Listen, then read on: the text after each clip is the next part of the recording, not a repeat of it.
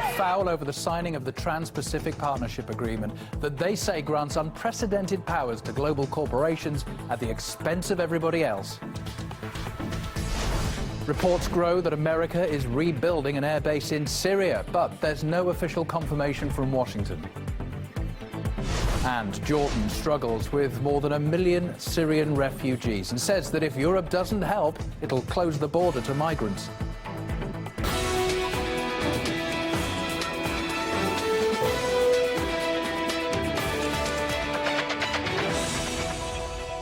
Hi there, it's midday in Moscow. My name's Colin Bray at the RT News Centre. Thanks for joining us this hour to update you on what's happening around the world. We'll get straight on to the signing of what is one of the biggest trade deals in history, and it's sparked a wave of protests. The fear is that the pact will grant sweeping powers to big business. The Trans-Pacific Partnership Agreement includes 12 countries, and it needs to be ratified by each of them before it can come into force. There were some arrests outside the signing ceremony in Auckland in New Zealand.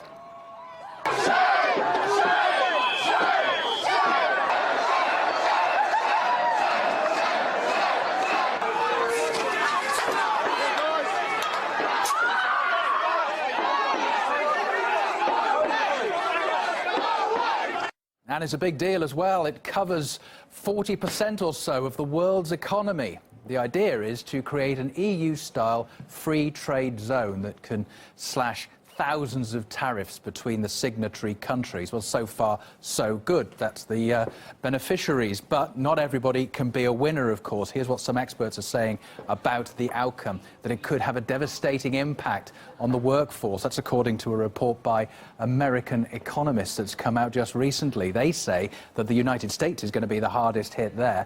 What they predict, almost 500,000 jobs will be lost. Other countries participating in the agreement, they'll see only, quote, negligible gains.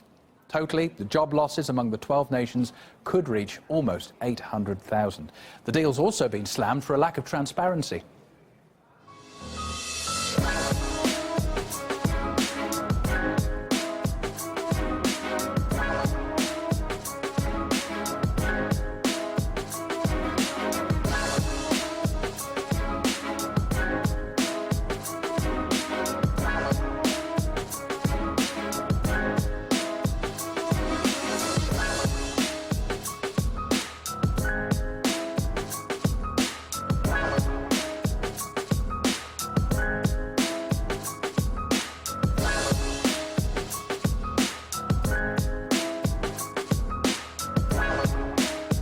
This deal would be a good thing. So let's just do it.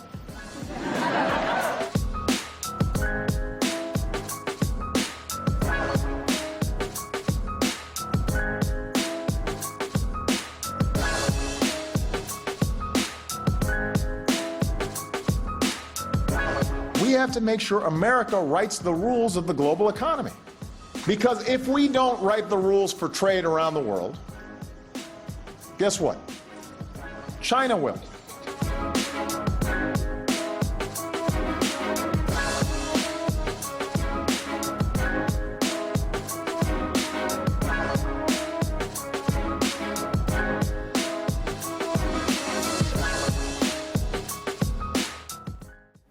After 7 years of negotiations behind closed doors, the full text of the deal was released just 90 days before it was signed.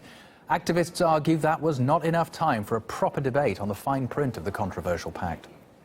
We're building a movement to flush the TPP.